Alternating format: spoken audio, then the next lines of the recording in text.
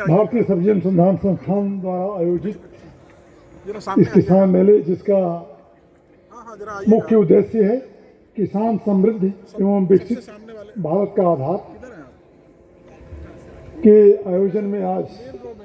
मैं अपने परिवार के साथ हूँ, क्योंकि जो मंच पर बैठे हैं वो भी परिवार के हमारे सदस्य हैं और जो सामने बैठे हैं वो भी परिवार के सदस्य हैं।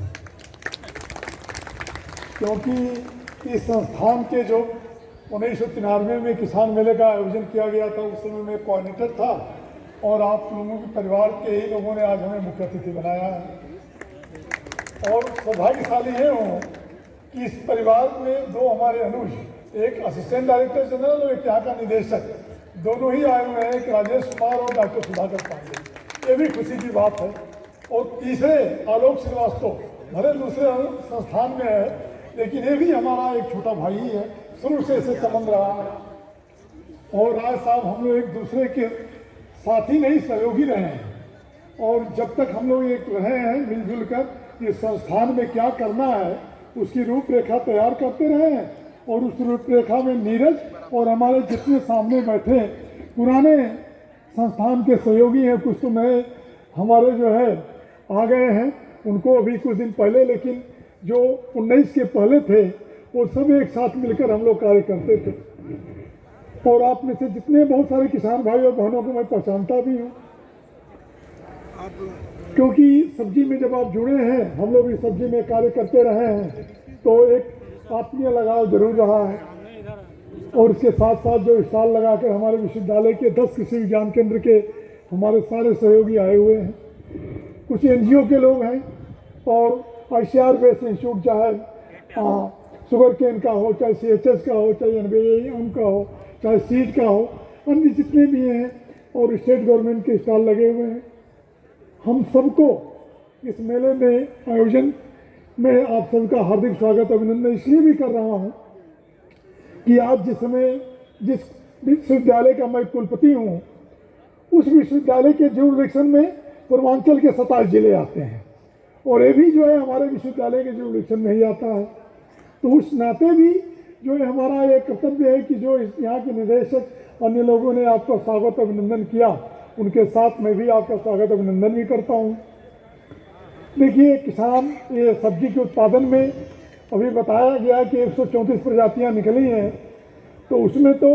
64 में मेरा कहीं ना कहीं सहयोग रहा है और अन्य प्रजातियों में भी बहुत हम लोगों ने मिलजुल कर उसको आगे बढ़ाने का कार्य किया है। अन्य जो तकनीकी हैं, चाहे easy to ready to eat, चाहे इजी टू कुक, बहुत सारी तकनीकी आई हैं, उसमें भी हम लोगों ने इस कार्य करने के लिए प्रोत्साहन दिया है। चाहे प्लांट प्रोडक्शन में बहुत सारी तकनीकी आई हैं, प्रोडक्शन टेक्नोलॉजी में बहुत सारी तकनीकी आई हैं, और इन सबको केवल प्रोडक्शन और विकास नहीं, किसानों के कैसे पहुँचे, पूर्वांचल ही नहीं पूरे बिहार तक। और हम लोगों ने इसके लिए बहुत सारी योजनाओं में एक साथ कार्य किया है और उसका परिणाम भी सकारात्मक रहा है। लेकिन देखिए, अब समय ये आ गया है कि हम सब मिलकर किस तरह से अपने परिवार का आय बढ़ाएं। उत्पादन उत्पादकता की बात तो हम बहुत करते रहे हैं, लेकिन अब हमारा उद्देश्य ये होना चाहिए कि हर परिवार का सदस्य जो खेती किसानी में है वो आय बढ़ाने में सहयोग करे। सहयोग का मतलब खेती के कोई न कोई तरीक़ों में अपनी सहभागिता जो है जरूर अपनाए। बहुत सारे आप में से किसान हैं जो आजकल FPO में जुड़े हुए हैं। अभी 27 FPO के साथ अनुबंध भी हुआ है जो इस संस्थान के तकनीकियों का जो विकास करेंगे, तो उनको भी लाभ होगा, संस्थान को भी लाभ होगा, और जो सबसे बड़ा लाभ है हमारे किसान भाइयों को होगा।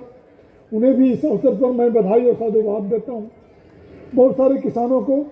जो है यहाँ पर सम्मानित भी किया गया है उनके अच्छे उत्कृष्ट कार्यों के लिए, उन्हें भी मैं जो है बहुत बहुत बधाई देता हूँ। और वो आप जो है ब्रांड एम्बेसडर हैं, अकेले नहीं हैं। आपके इस प्रोत्साहन को देखकर अन्य किसान भाई भी, हमारी बहनें आई हुई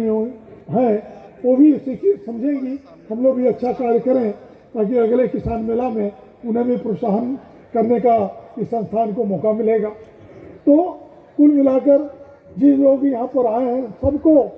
बहुत बहुत बधाई, इसलिए कि आप जो आए हुए हैं संख्या में भले कम हो, लेकिन जब यहाँ पर जाएंगे तो आप ज़रूर बताएंगे